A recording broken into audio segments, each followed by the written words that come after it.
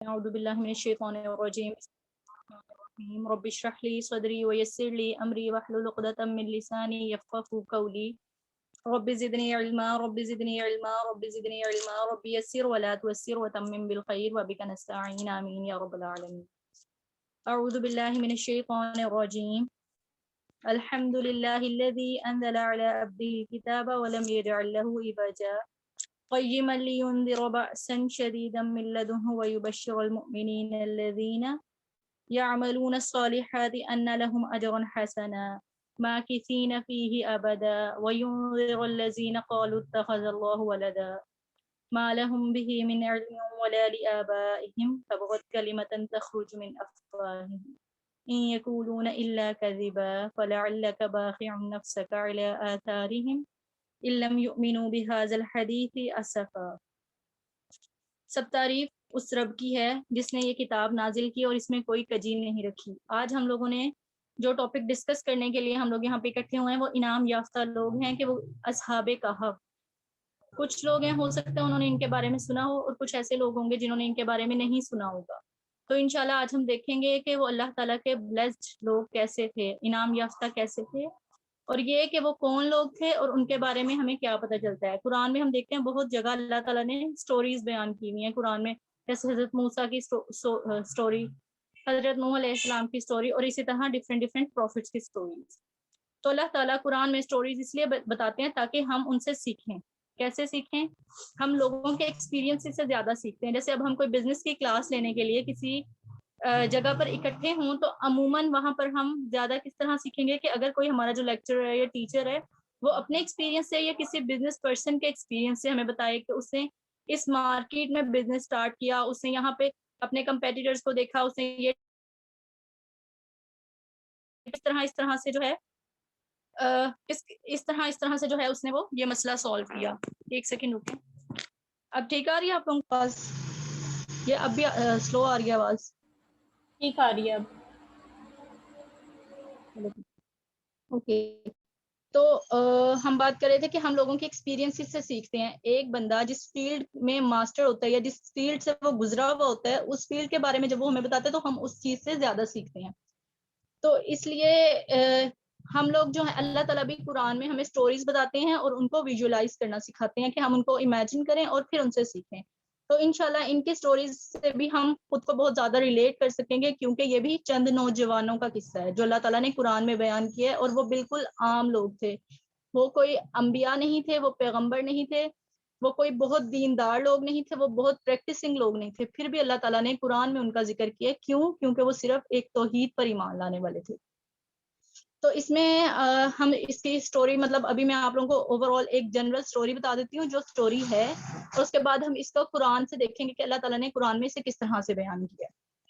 تو اصحاب کہف چند نوجوان تھے جن کے بارے میں اللہ تعالیٰ نے جن کی تعداد خود سے نہیں بتائی, اس لیے ہمیں اس بحث میں پڑھنے کی ضرورت نہیں ہے کہ وہ کتنے لوگ تھے, کیونکہ اللہ تعالیٰ نے جتنا ہمیں بتا دیا اتنا ہمارے لیے کافی ہونا چاہیے, اور اس بحث سے ہمارے دین کو یا ہمارے ایمان کو کوئی فرق نہیں پڑے گا.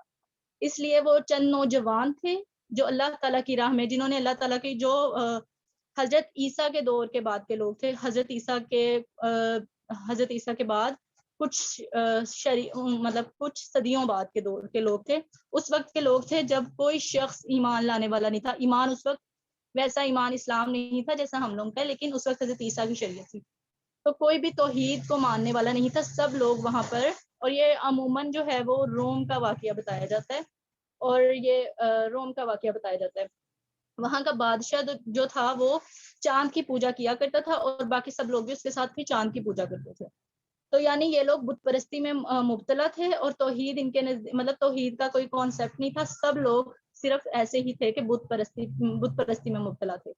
تو اللہ تعالیٰ نے چند لوگ تھے یہ ان کے دل میں اللہ تعالیٰ نے توحید کی روشنی کو منور کیا, ایمان کی روشنی کو منور کیا, اور انہوں نے اللہ تعالیٰ کی وحدانیت کو, حق کو پہچان لیا. حق کو پہچاننے کے بعد ان لوگوں نے اس جابر بادشاہ کے سامنے اپنے رب کا کلمہ بلند کیا اور کہا کہ ہم ان کی پوجا نہیں کریں گے جن کی تم پوجا کرتے ہو. یعنی انہوں نے اللہ تعالیٰ کو واحد مان لیا کہ ہمارا رب واحد ہے. اس جابر بادشاہ نے سوچا کہ میری بادشاہت چلی جائے گی اگر میں نے ان لوگوں کو چھوڑ دیا, یہ لوگ لوگوں تک پیغام پہنچائیں گے اور پھر اس کے بعد لوگوں تک پیغام پہنچنے کے ساتھ ساتھ یہ جو ہمارا دین ہے یہ میری بادشاہت چلی جائے گی. اس لیے اس نے ان لوگوں کو پکڑ کے اور مارنے کا یا اس طرح سے ان پر ظلم کرنے کا فیصلہ کیا. تو اللہ تعالیٰ نے ان لوگوں نے اصحاب کہف نے اللہ تعالیٰ سے دعا کی کہ ربنا آتنا من لدنک رحمتا وہیئ لنا من امرنا رشدا. کہ اللہ تعالیٰ، مفہوم بتا رہی ہوں آپ کو ترجمہ اس کا، کہ اللہ تعالیٰ سے انہوں نے دعا کی کہ ہمارے لیے رحمت، ہمیں رحمت دکھا اور ہمارے لیے جو رشد ہے، ہدایت ہے، اس کو واضح کر دے اور ہماری رہنمائی فرما ہدایت کی طرف.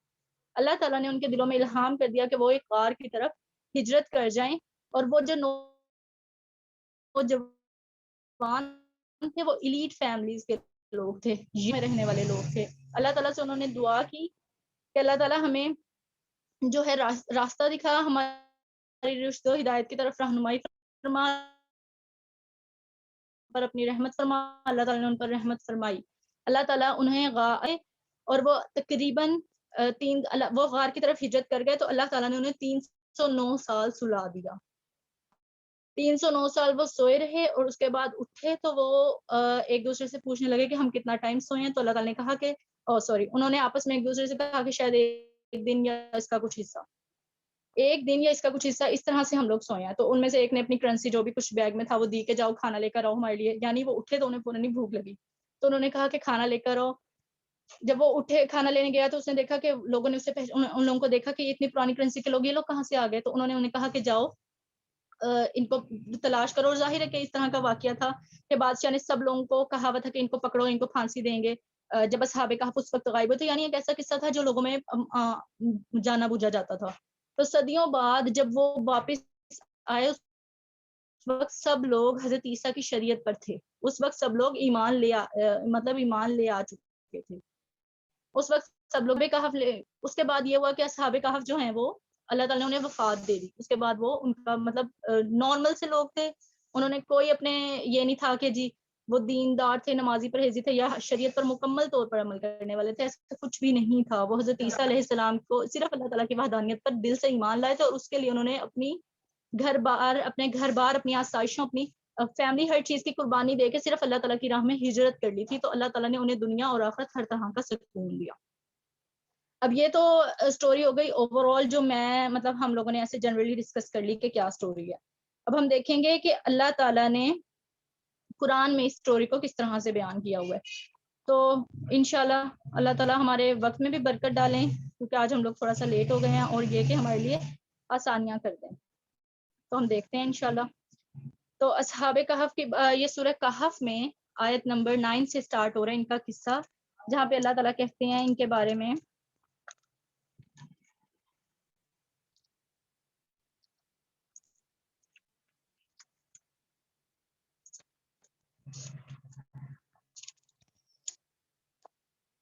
جہاں پہ اللہ تعالیٰ کہتے ہیں ان کے بارے میں ام حسبت ان اصحاب الکہف والرقیم کانوا من آیاتنا عجبا. کیا آپ سمجھتے ہیں کہ غار اور کتبے والے ہماری نشانیوں میں سے عجیب تھے؟ اس سے پہلے اللہ تعالیٰ قرآن کتاب ولم یجعل لہ عوجا، کہ اللہ تعالیٰ نے کہا کہ اللہ تعالیٰ نے قرآن نازل کیا اپنے بندے پر، اور اللہ تعالیٰ نے اس میں کوئی کجی نہیں رکھی. تو اللہ تعالیٰ نے قرآن کے بارے میں ہمیں قرآن کے بارے میں بتایا، اور اس کے بعد رسول اللہ صلی اللہ علیہ وسلم کو کہا کہ آپ غم سے ہلاک کرنے والے ہیں خود کو کہ یہ لوگ ایمان کیوں نہیں لاتے. اور ایک دم سے پھر یہ چینج ہو گیا کہ اللہ تعالیٰ نے زمین کو زینت بنایا. یعنی آپ لوگ سورہ کہف کا ترجمہ ضرور پڑھیں تو آپ لوگوں کو اس واقعے کی خوبصورتی کا احساس ہوگا کہ اللہ تعالیٰ کتنے خوبصورتی سے اس واقعے کو بیان کرنے والے ہیں. تو اس کے بعد یہ کہ ہم لوگ دیکھ رہے تھے فَلَعَلَّكَ بَاخِعٌ، کیا آپ سمجھتے ہیں کہ غار اور کتبے والے ہماری نشانیوں میں سے عجیب تھے؟ جب ان نوجوانوں نے غار میں پناہ لی تو انہوں نے کہا اے ہمارے رب ہمیں اپنے پاس سے رحمت عطا کر اور ہمیں ہمارے کام میں رہنمائی عطا فرما دیجیے. چنانچہ ہم نے گنتی کے کئی سال تک اس غار میں ان کے کانوں پر پردہ ڈال دیا. ایک سیکنڈ.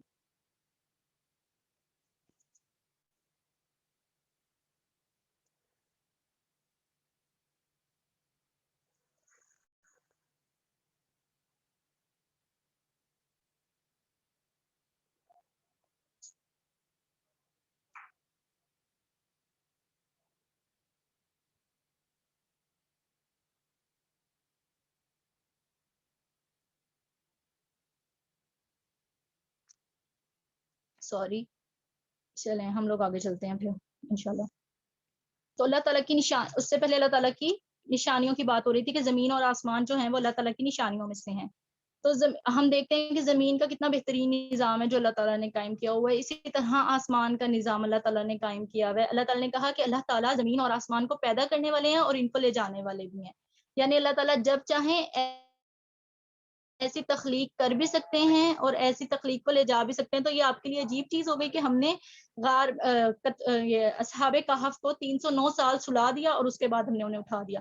تو اللہ تعالیٰ کے لیے یہ کوئی عجیب بات نہیں ہے اور اللہ تعالیٰ کے لیے اس میں کوئی بڑی بات نہیں ہے کہ اللہ تعالیٰ ایسا کر سکیں. تو یہ جو بات ہے نا کہ اللہ تعالیٰ ہم لوگ جو سوچتے ہیں کہ یہ عجیب چیز ہے، تو اللہ تعالیٰ کے لیے یہ عجیب چیز نہیں ہے. اس میں ایک سیکھنے والی بات جو ہمیں لیسن ملتا ہے اللہ تعالیٰ کے معاملات میں سیکھنے والا، کہ اگر ہم اللہ تعالیٰ کی راہ میں نکلیں گے، جیسے اصحاب کہف اللہ تعالیٰ کی راہ میں نکلے، انہوں نے صرف ایک سٹیپ لیا تھا کہ انہوں نے اپنا گھر بار چھوڑ دیا تھا. جب ان کے دل میں ایمان داخل ہو گیا تو انہوں نے اسے اگنور نہیں کیا. فرسٹ سٹیپ لیتے ہی وہ اللہ تعالیٰ کی طرف نکل گئے. تو اللہ تعالیٰ نے کیا کیا؟ اللہ تعالیٰ نے انہیں 309 سال سلا دیا. کتنی خوبصورت بات ہے کہ اللہ تعالیٰ نے انہیں دنیا میں بھی کوئی تکلیف نہیں ہونے دی. اللہ تعالیٰ نے انہیں سلا دیا اور انہیں ان کے لیے آسانیاں کر دی، صرف ہجرت کرنے تک. کہ اب وہ ایلیٹ فیملیز کے لوگ تھے تو آسائشوں میں پلے بڑے لوگ ہوں گے، اور اسی طرح ینگ تھے، پارٹیز اور یہ ساری چیزیں ان کے لیے نارمل سی چیز ہوگی. لیکن جب انہوں نے یہ ساری چیزیں چھوڑ دیں تو اللہ تعالیٰ نے ان چیزوں کو چھوڑنے کا غم اور ان ساری چیزوں میں بھی انہیں مبتلا نہیں کیا، بلکہ اللہ تعالیٰ نے انہیں سلا دیا. اللہ تعالیٰ نے ان کے کانوں پر پردہ ڈال دیا اور ان کو ان کی اس طرح سے کیئر کی کہ اسی سورہ کہف میں تذکرہ آتا ہے کہ اللہ تعالیٰ نے سورج کو مطلب غار کی اس طرف سے آتا تھا کہ ان کو اللہ تعالیٰ کروٹ بھی دلواتے رہتے تھے اور سورج کی روشنی بھی انہیں اس ڈائریکشن سے ملتی رہتی تھی کہ ان کی باڈیز گلی نہیں ایک ہی سائڈ پہ. مطلب اگر ایک ہی کروٹ لیٹے رہتے تو اتنے سال باڈیز پڑی رہتی تو ان کی باڈیز وہاں سے گل سڑ جاتی. اس طرح کا کچھ اللہ تعالیٰ نے کروٹیں بھی دلواتے رہے اور اسی طرح اللہ تعالیٰ نے ان کو سورج کی روشنی بھی فراہم کرتے رہے. یوٹیوب پہ اکثر ولاگز بنے ہوئے ہیں اس کے بارے میں، جو یہ غار ہے نا کہ کس ڈائریکشن میں اور کس شیپ کا ہے. کہا جاتا ہے کہ ترکی میں جو غار ہیں اس طرح کے غاروں سے مشابہت ہے. تو اس میں ہم لوگوں نے یہی دیکھا کہ اللہ تعالیٰ کی راہ میں اگر ہم نکلیں گے تو اللہ تعالیٰ ہمیں سنبھال لیں گے. اللہ تعالیٰ آپ ہمیں یا کسی ایک کو بھی جو اللہ تعالیٰ کی راہ میں نکلے گا اسے ضائع نہیں کریں گے. ٹھیک ہے. اس کے بعد آیت نمبر 10 میں اللہ تعالیٰ کہتے ہیں جب ان نوجوانوں نے غار میں پناہ لی تو انہوں نے کہا اے ہمارے رب ہمیں اپنے پاس سے رحمت عطا کر اور ہمیں ہمارے کام میں رہنمائی عطا فرما دیجیے.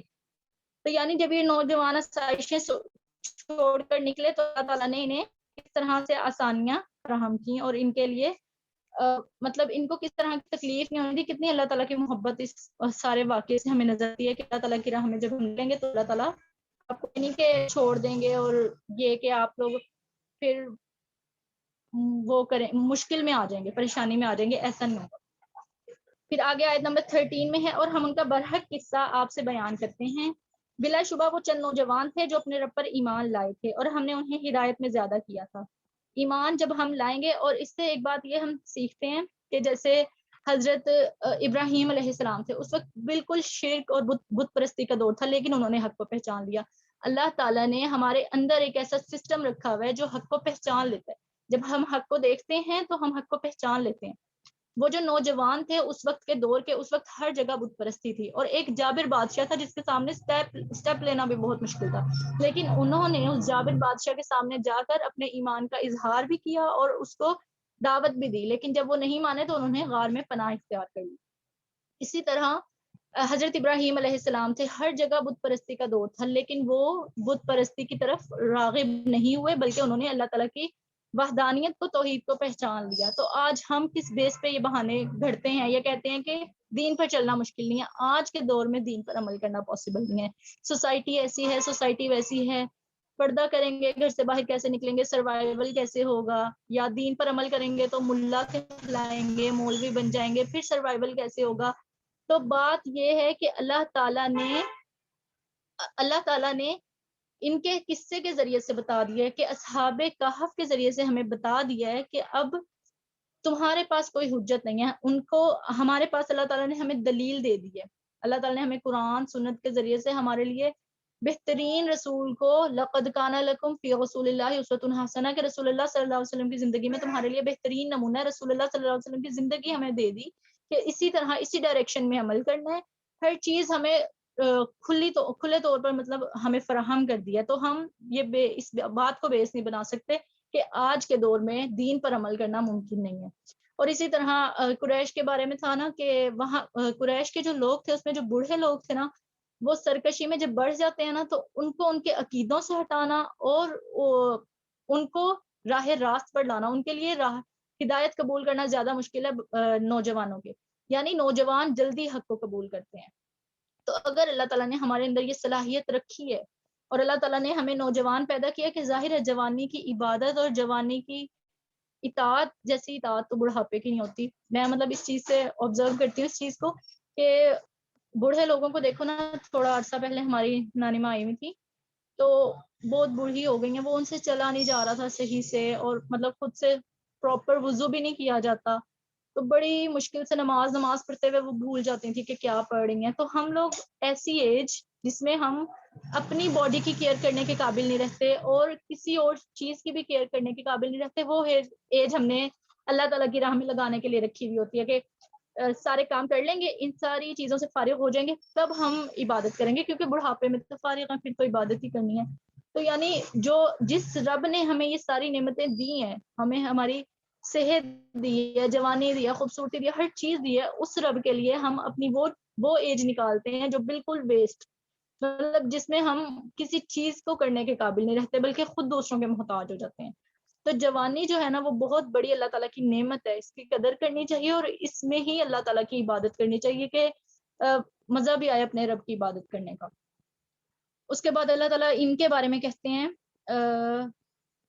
اصحاب کہف کے بارے میں کہ اور ہم نے ان کے دلوں پر بند باندھ دیا جب وہ کھڑے ہوئے تو انہوں نے کہا ہمارا رب وہی ہے جو آسمانوں اور زمین کا رب ہے, ہم اس کے سوا ہرگز کسی کو معبود نہ پکاریں گے, بلا شبہ تب تو ہم بالکل ہی حد سے گزری ہوئی بات کہیں گے.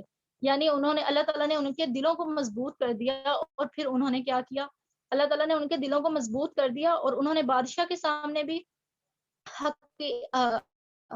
جابر بادشاہ کے سامنے حق کا اقرار کیا اور غار میں پناہ اختیار کر لی. تو اللہ تعالیٰ نے پھر کس طرح سے ان کے لیے آسانیاں پیدا کی کہ اللہ تعالیٰ نے انہیں راستے بھی دکھا دیے.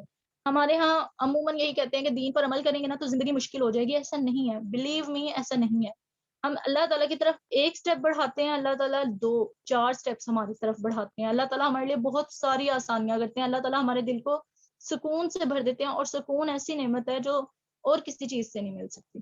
تو اس لیے اللہ تعالیٰ کی طرف قدم بڑھانے میں بالکل بھی دیر نہ کریں. اگر اللہ تعالیٰ نے آپ کو وہی بات ہے کہ اللہ تعالیٰ نے موقع دے دیا ہے, میں یہ سوچتی ہوں کہ ہمارے اوپر حجت تمام ہو گئی ہے. اللہ تعالیٰ نے ہمیں مسلمان گھروں میں پیدا کیا, اللہ تعالیٰ نے ہم تک یہ بات پہنچا دی کہ قرآن اللہ کا کلام ہے, اس کو سیکھنا ہم پر فرض ہے. تو اللہ تعالیٰ نے حجت تمام کر دی, ہم پر حجت تمام ہو گئی. اب ہم اس بات کو سوچ لیں کہ ٹھیک ہے ابھی ہمارے پاس ٹائم نہیں ہے, ہم سمجھ نہیں سکتے, ہم یہاں مصروف ہیں, ہم وہاں مصروف ہیں, یا کچھ بھی بہانے کر لیں, تو یہ سارے ہمارے اپنی ذات کے لیے ہیں. اللہ تعالیٰ نے ہم پر حجت تمام کر دی, اب ہمیں اللہ تعالیٰ کے آگے جواب دہ ہونا ہوگا. جیسے اصحاب کہف کے اندر ایمان, انہوں نے اللہ تعالیٰ کی وحدانیت کو, اللہ تعالیٰ کے احد ہونے کو, ایک ہونے کو پہچان لیا تھا نا, تو انہوں نے دیر نہیں کی, انہوں نے اپنے آپ کو سوسائٹی میں چھوڑا نہیں. اب آج کے دور میں جیسے فتنوں کا دور ہے, اس میں ہمیں خود کو اپنے آپ کو بچانا ہوگا. جیسے دجال کا فتنے کے بارے میں بہت ساری روایات سے پتہ چلتا ہے کہ دجال کا فتنہ کتنا سخت ہوگا, اور پھر رسول اللہ صلی اللہ علیہ وسلم نے بتایا بھی ہے کہ ہم لوگ یہ سورہ کہف پڑھیں گے تو وہ ہمیں دجال کے فتنے سے بچائے گی. مطلب تو اس لیے سورہ کہف کی پہلی 10 آیات جو ہیں وہ سب لوگ انشاءاللہ یاد بھی کر لیں, حفظ کر لیں اس کو, کیونکہ دجال کا فتنہ واقعی بہت سخت ہوگا. ایک اسکالر کہتے ہیں کہ آج کے دور کو نا ہم گندے ایک ایسے کمرے سے تشبیہ دے لیتے ہیں جس میں اسمیل ہو, بہت زیادہ بدبو ہو, آپ اس کمرے سے باہر نہیں نکل سکتے, یہ بات فائنل ہے. اس کے علاوہ کوئی اور سولوشن آپ اپنے لیے ڈھونڈ سکتے ہیں اس اسمیل سے بچنے کے لیے. 2 ہی سولوشنز ہیں, یا آپ فیس ماسک پہن لیں, یا پھر آپ جو ہیں فیس ماسک پہن لیں, یا پھر آپ ایئر فریشنر کریں.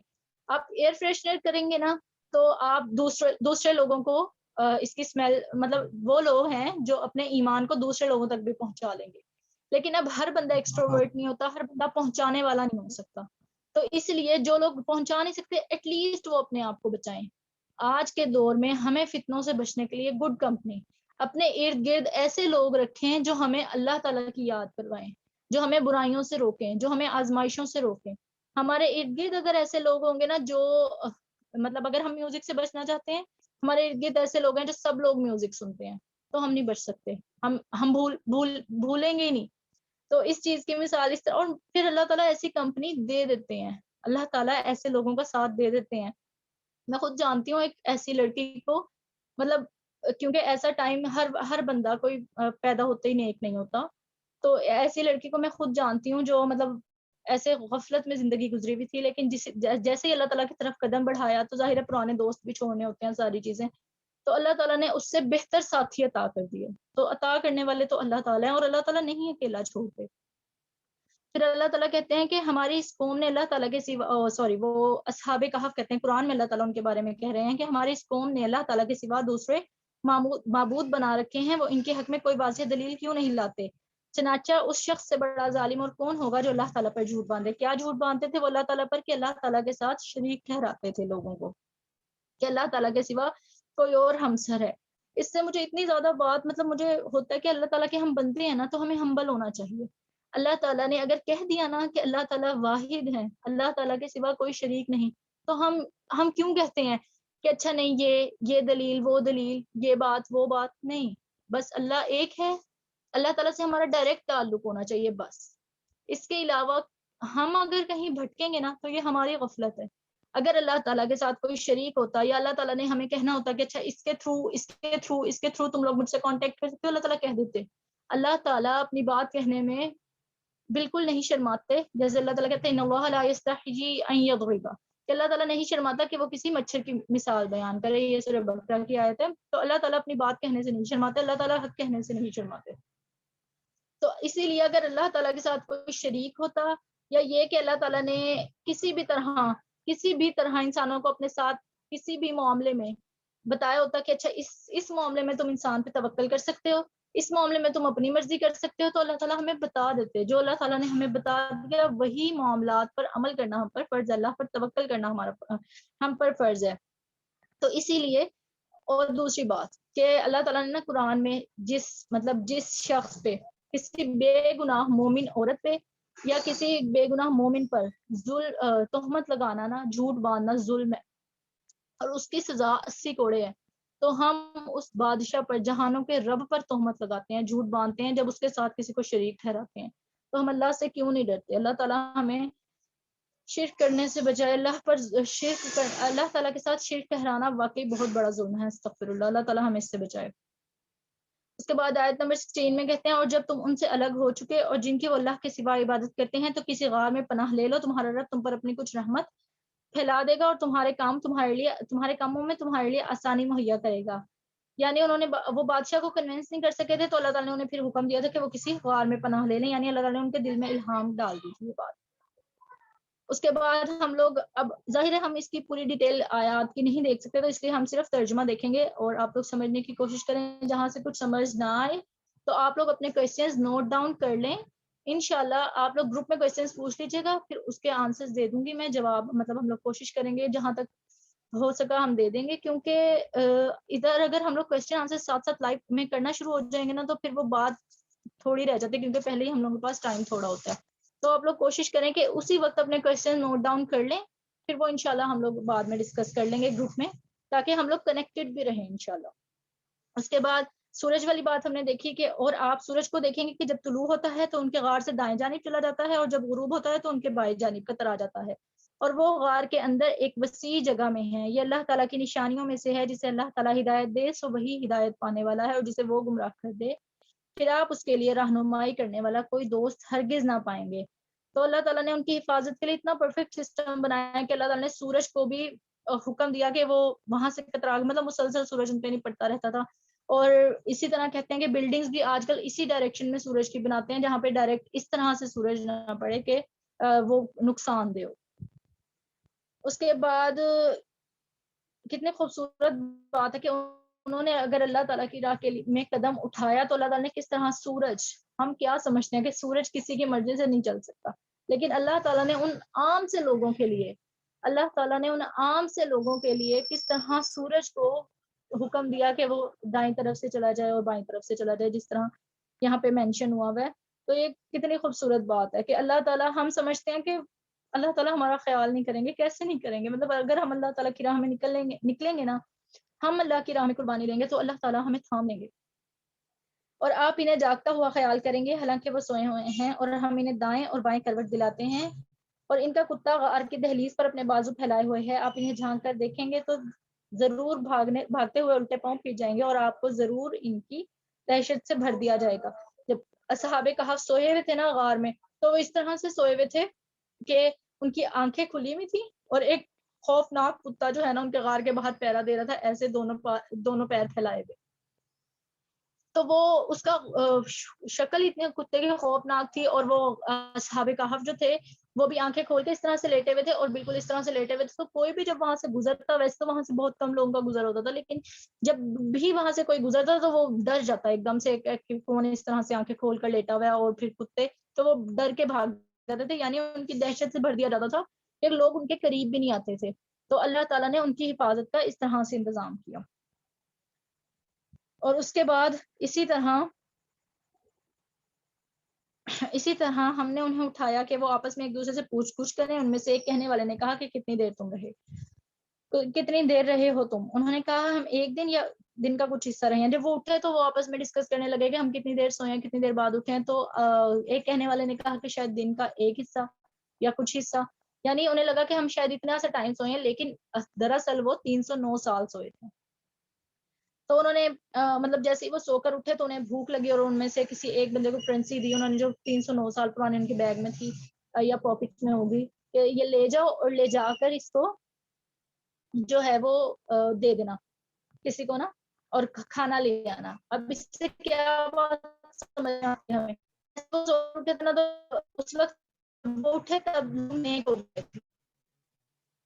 جب وہ اٹھے نا تو لوگ نیک ہو گئے تھے. 309 سال سارا کلچر چینج، سب کچھ چینج، ہسٹری، مطلب وہ لوگ ایسے سب لوگ لگ رہے ہوں گے اگر آج ہم 309 سال پرانے لوگوں کو دیکھیں.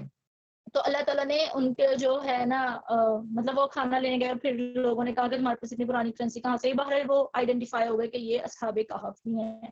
اس کے بعد اللہ تعالیٰ نے ان کو سلا دیا، اللہ تعالیٰ نے ان کو دوبارہ موت دے دی. ٹھیک ہے.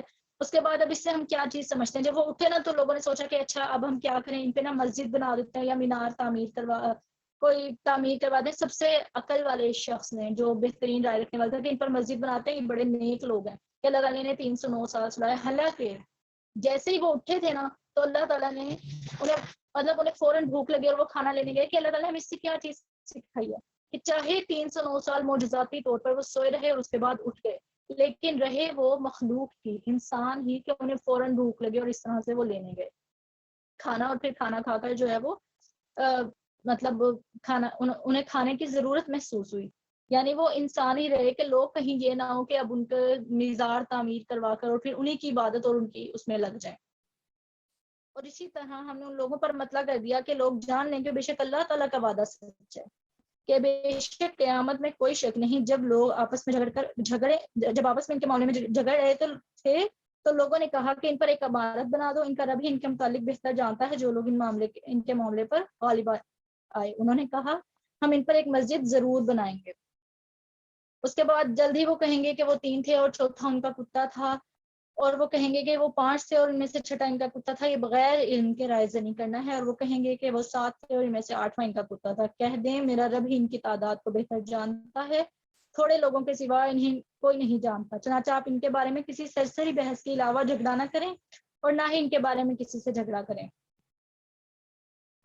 بات ظاہر ہے یہ کافی لمبی ڈسکشن ہے، لیکن ہمارا ٹائم ختم ہو رہا ہے تو ہم اس بات کو بس یہاں پر اینڈ کرتے ہیں، اس بات سے کہ اس سٹوری سے جو بات سیکھنے والی ہے نا. اب جیسے ہم لوگ سٹارٹ میں وہ بزنس والی ایگزامپل لی تھی کہ کوئی اگر بزنس لیکچرر سے کوئی بزنس سیکھنے جائے، اچھا وہ سکھا رہا ہے کہ ایک بندہ ایکسپیرینس ہے اور وہ آپ کو بزنس سکھا رہا ہے کہ جی اچھا بزنس مین وہ ہے، اس بندے نے جی ایسے بزنس کیا اور اس نے اس چیز کا بزنس کیا اور اس طرح سے اس نے آڈینس سلیکٹ کی، اس نے اپنے کسٹمرز یہ والے سلیکٹ کیے اور اپنے کمپیٹیٹر سے اس نے اس طرح سے معاملات کیے. ساری چیزیں وہ سکھا رہا ہے. اب درمیان میں سے